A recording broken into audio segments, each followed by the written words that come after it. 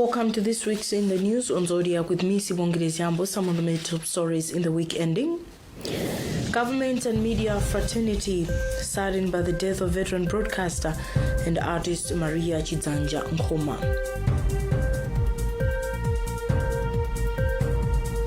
Registrar of Political Parties gives parties 6 months to comply to the Political Parties Act of 2018 or risk being deregistered. Park suggests discontinuation of politically motivated corruption cases taking years to conclude in the country. And in business news, ADMAC loans AHL Group 6 billion kwacha as a bailout package from financial challenges. Stay with us, we have more on these and other stories. The body of veteran broadcaster and artist Maria Chizanja Nkhoma has been laid to rest in Lilongwe. Government and the media fraternity expressed shock and sadness at the death of veteran broadcaster, with Minister of Information Gospel Kazako describing the demise as a big loss to the nation. The minister said late Chizanja Nkhoma was an experienced media icon and musician whose legacy will be admired by many. Andrew Viano filed this report.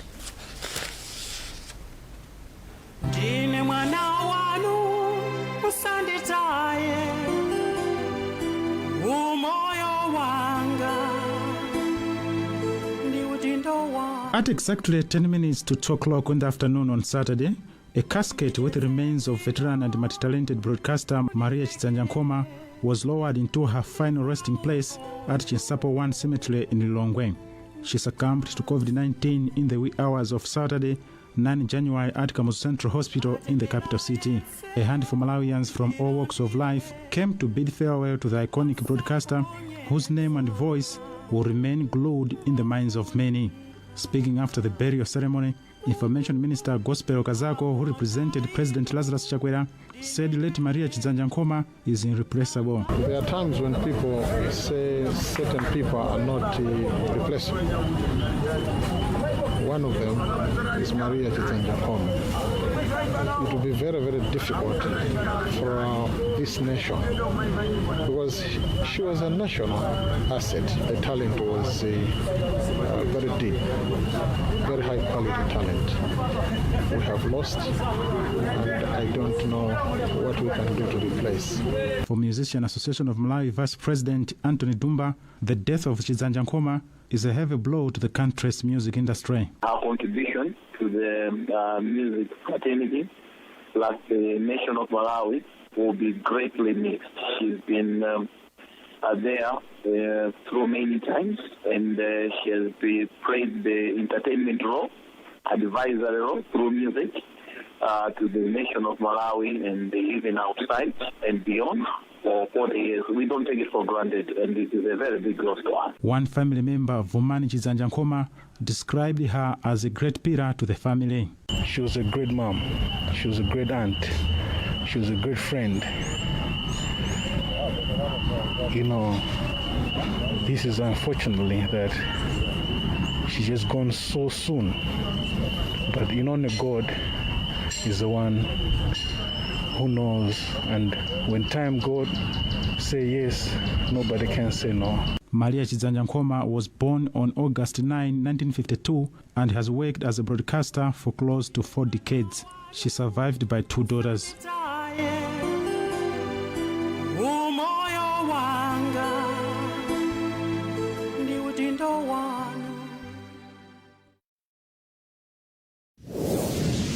At the time of her demise, Chizanja Nkhoma was head of Women and Children's Affairs section at Zodiak Broadcasting Station. Here's Chancellor Mlozabanda with a brief biography of the late veteran broadcaster.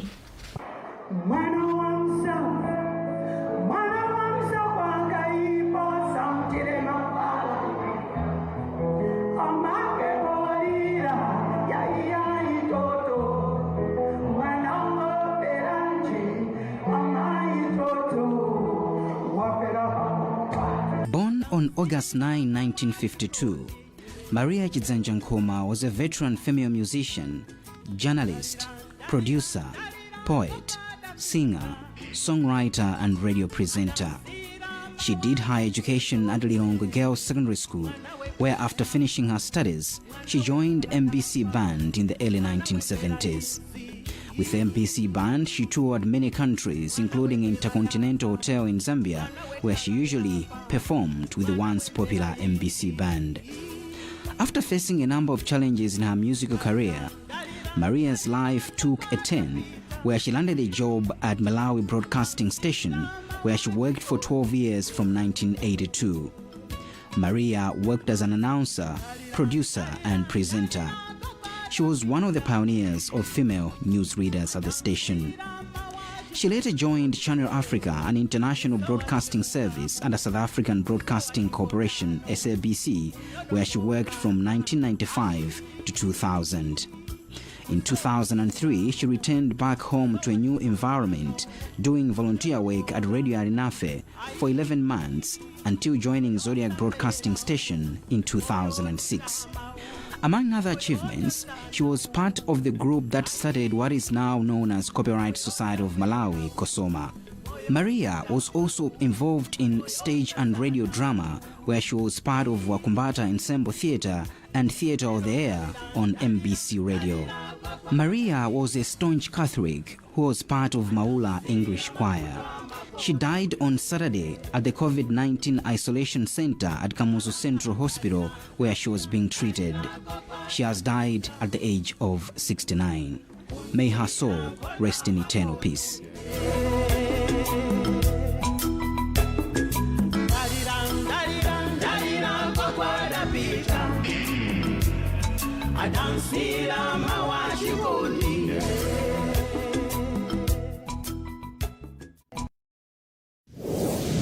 The Registrar of Political Parties has given political parties 6 months to comply with the Political Parties Act of 2018, failing which they will be deregistered.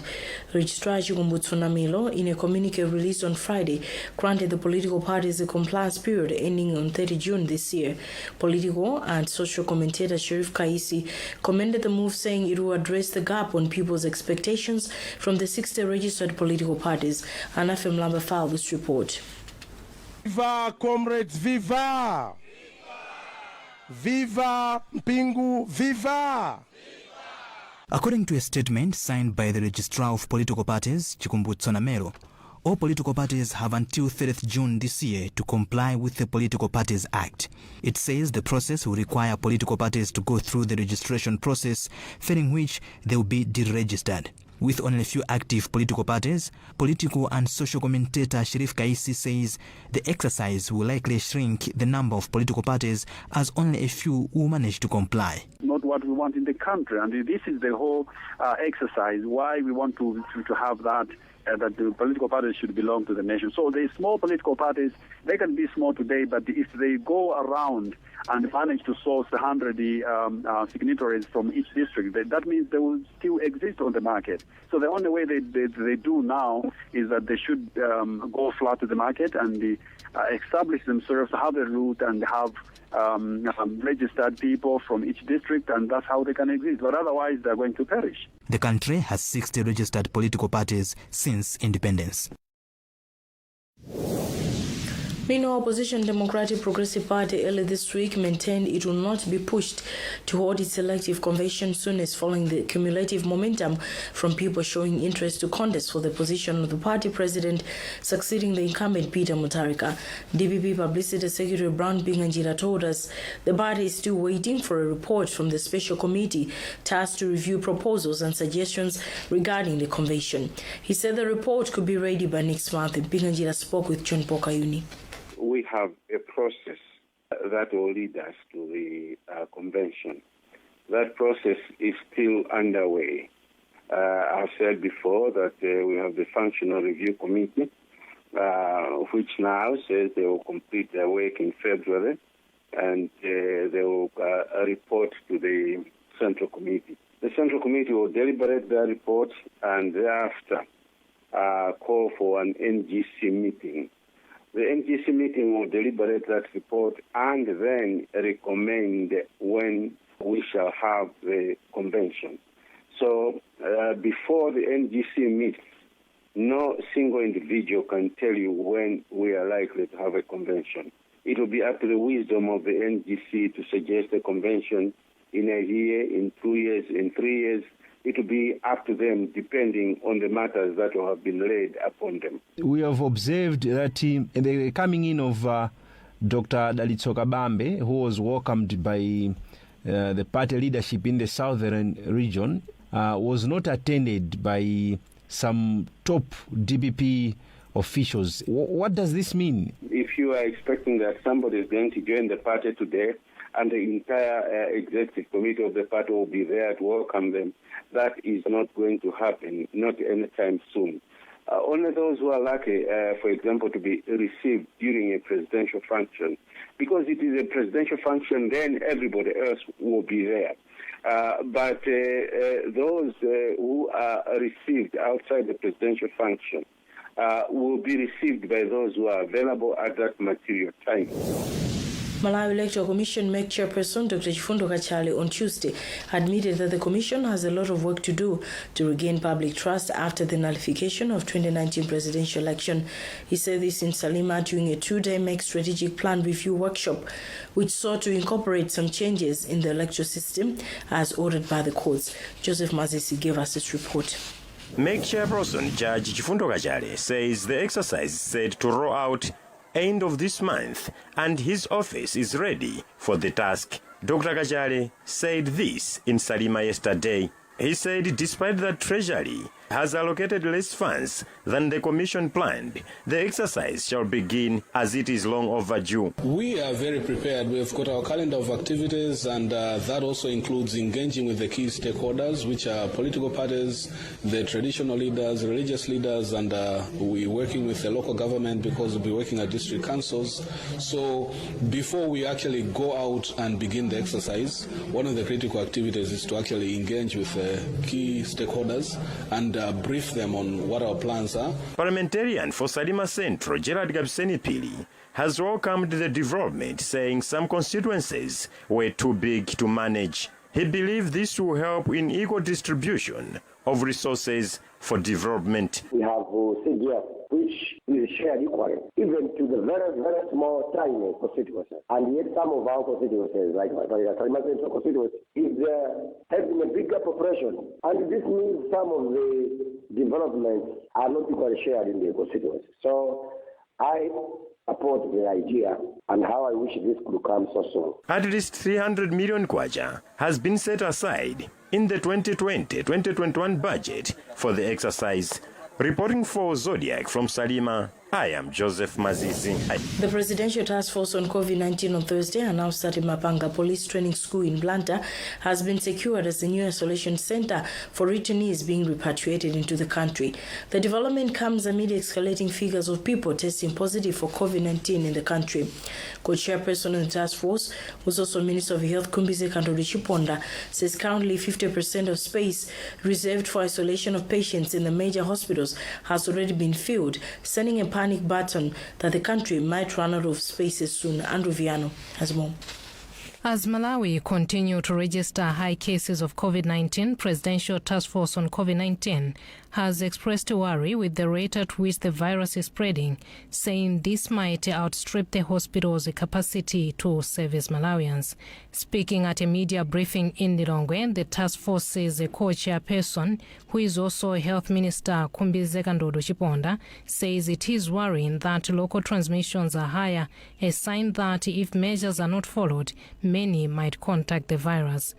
Chiponda further said the ministry is working with other relevant ministries to tighten the grip on the rules that were gazetted last year.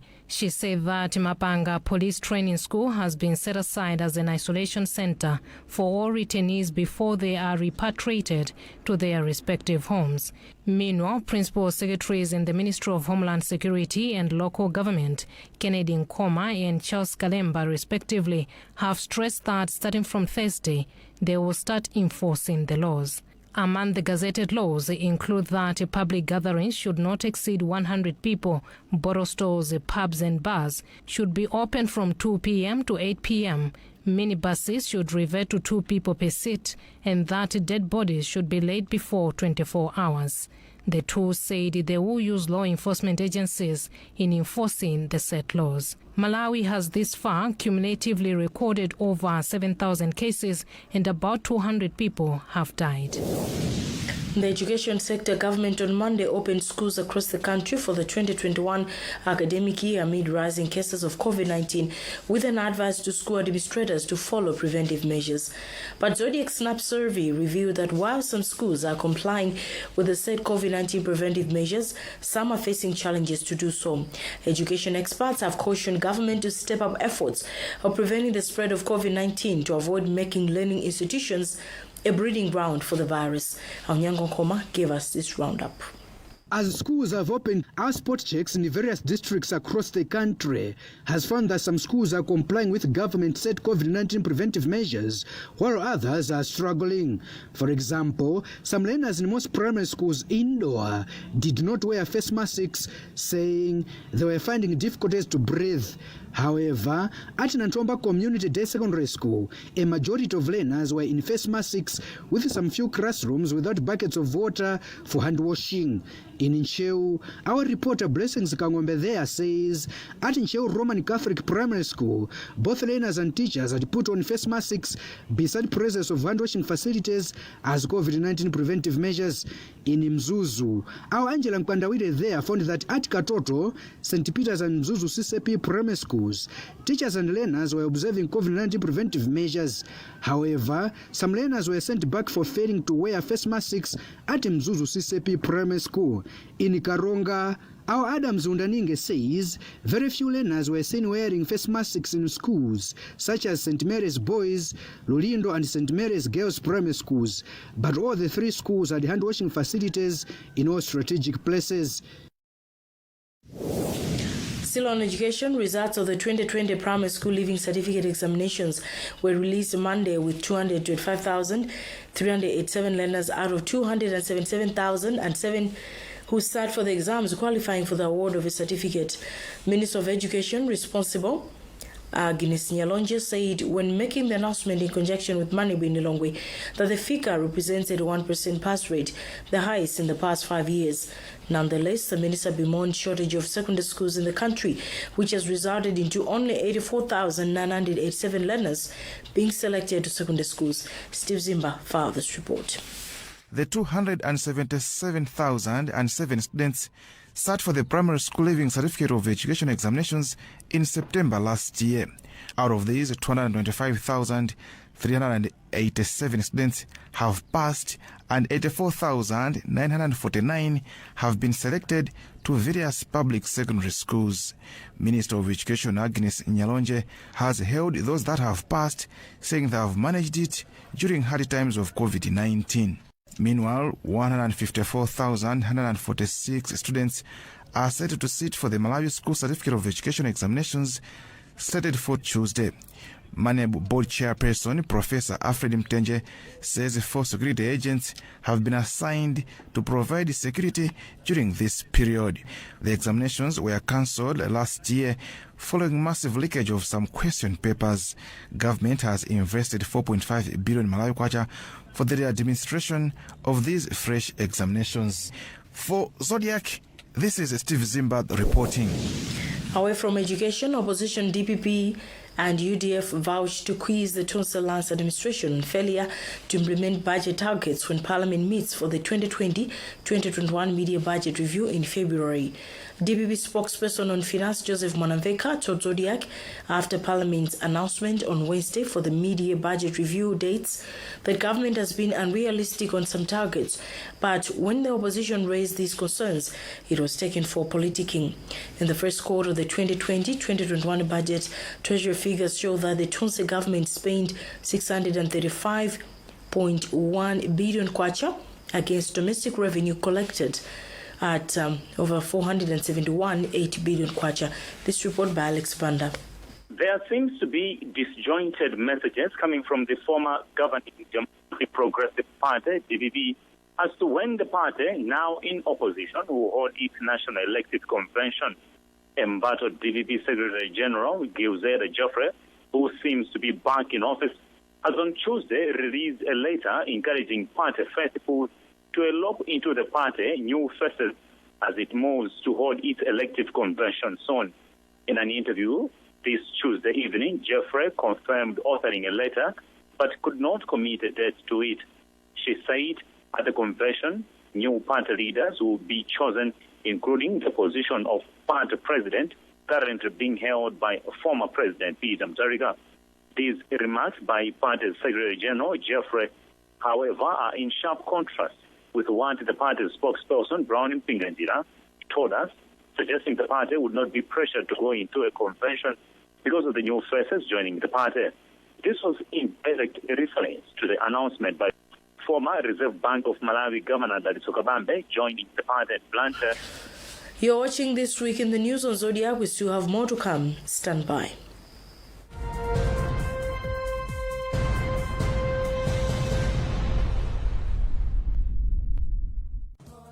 Mantove Girls Academy in Chibokasarima, Mantove Girls Academy, a high-achieving girls' school with 100% pass rate. Only 25 per class fixed with whiteboards and projectors.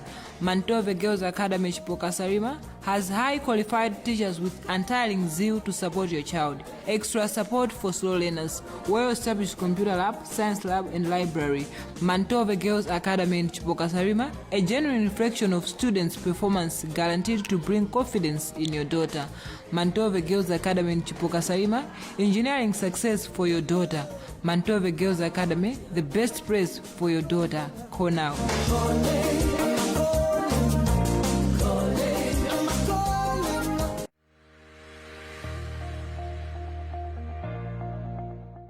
Precious things have a secret formula. While John is busy trying to impress, James discovered Tangu's secret.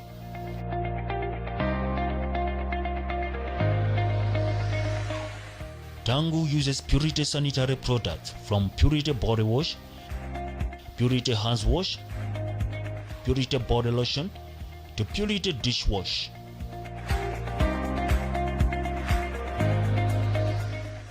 After a week of using Purity sanitary products, James won the heart of Tangu. Use Purity sanitary products.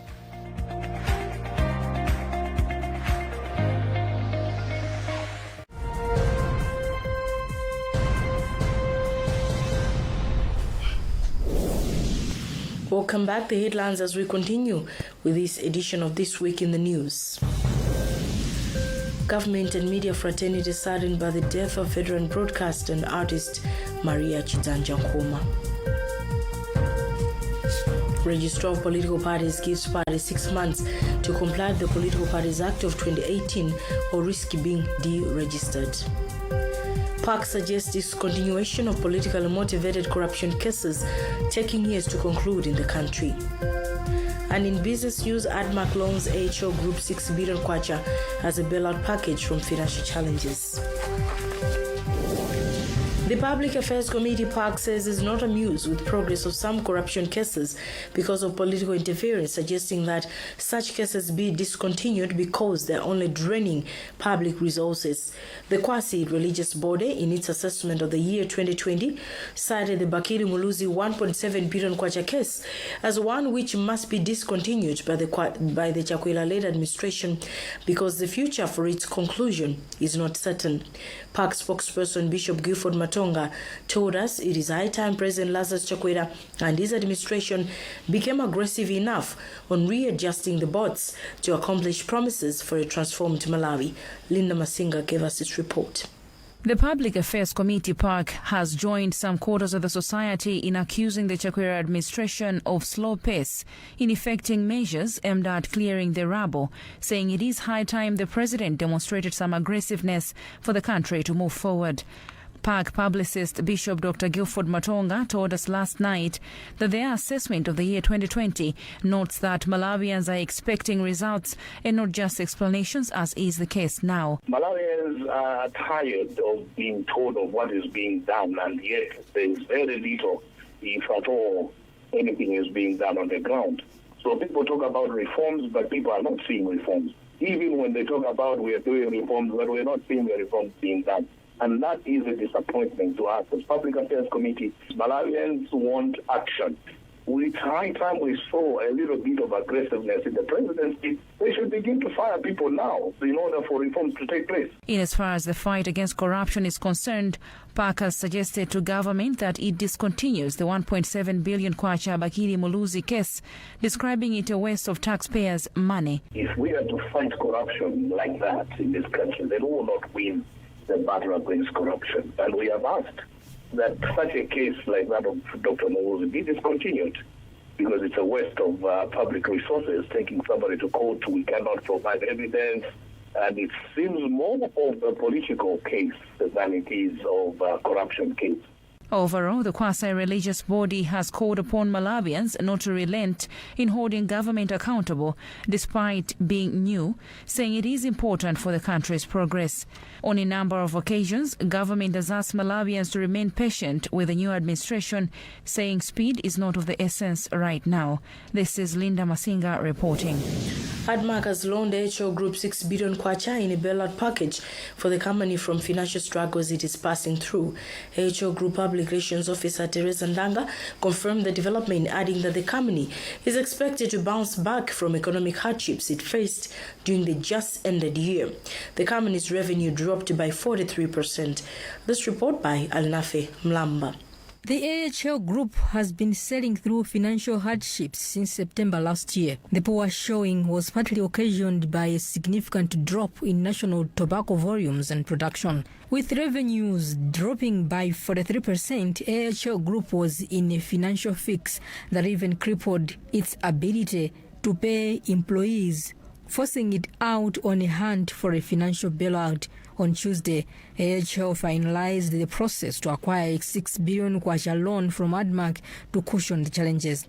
AHL Group Public Relations Officer Teresa Ndanga says nonetheless, the company will be on the market during the 2021 tobacco selling season, as the company's operations have not been affected. We will get back to profitability, and therefore borrowing will not be an issue. If we get back the company to its profitability steps, then we would have resolved the challenges that we're encountering right now. But let me assure the nation, tobacco stakeholders to be specific, the 2021 tobacco marketing season will be coming up, and we are quite ready to operate the market. While commending the move, economic expert Dr. Bechani Cheleni said this is proof that ADMAC has a financial muscle enough not to affect its constitutional mandate. Treasury said that the financial year needs to change. Maybe this is where we are beginning to see that year to change, because it means that ADMAC has got money, but they cannot use that money now. They have a buffer stock of cash, and they are like, what can we do with this money? Because if it was the case that ADMAC is given money at the time when we are starting to harvest, ADMAC would not have been playing with money in this way. ADMAC has 42.6% shares in AHL Group. The Ministry of Health has launched an updated respective maternity care charter as a way of ensuring that pregnant women and newborn babies access medical care with dignity in public hospitals. Minister of Health Kumbize Chiponda launched the charter in Kasungu Friday. The event coincided with the commemoration of the World Prematurity Day, which focuses on a call for health workers to respect their calling. Noam Kubi reports. The respective for maternity care charter, among others, stipulates rights to equitable health care, confidentiality and privacy, dignity and respect for both the mother and the newborn. It has been formulated following concerns from women who have been accusing some health workers in public hospitals of negligence and ill treatment to pregnant women. Minister of Health Kumbize Chiponda launched the charter in Kasungu as Malawi commemorated World Prematurity Day on Friday. This is a charter which talks about the rights of the newborns, also the rights of the mothers of the newborns, and also which includes the preterm babies as well. So it is a very important day. While confessing that the ministry continues to face challenges ranging from inadequate infrastructure and human resource, she urged health workers to respect their calling when serving the public. White Ribbon Alliance Executive Director Lester Nyangulu believes the charter is a lay of hope towards access to improved maternal services in public hospitals. This charter outlines the rights of of women and the newborns. Now, we are excited that now our women, as they go to the health facility, they will feel safe because the Minister, but also the Secretary for Health, have committed that they will ensure that health workers will respect these rights. The World Prematurity Day was commemorated under the theme, Together for Babies Born Too Soon, Caring for the Future. For Zodiac, this is Noah Nkubwi, Kasungu. News from across the borders. 23 soldiers accused of being behind the assassination of former President of Democratic Republic of Congo have been released after spending nearly 2 decades behind bars. Roho Kabira was shot dead by a bodyguard in 2001 amid a trial that followed jail dozens of soldiers, including Colonel Eddie Kapend and his personal aide. Rights groups criticized the trial. Some people in DR Congo believe the soldiers were used as scapegoats. There has been much speculation about who gave the orders for Kabila's assassination, including suggestions that foreign powers were involved, as it came at a time when several neighboring countries were involved in the conflict in DR Congo. That's all we had time for in This Week in the News. A reminder of some of the top stories before we leave you. Government and media fraternity saddened by the death of veteran broadcaster and artist Maria Chidzanja Nkhoma. Registrar of Political Parties gives parties 6 months to comply to the Political Parties Act of 2018 or risk being deregistered. PAC suggests discontinuation of politically motivated corruption cases taking years to conclude in the country. And in business news, at Lonza HO Group 6 billion kwacha has a bailout package from financial challenges.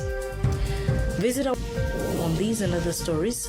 My name is Sibongile Ziambo. Remember to keep social distance and masking up always when in crowded places to help contain further spread of COVID-19. Bye for now.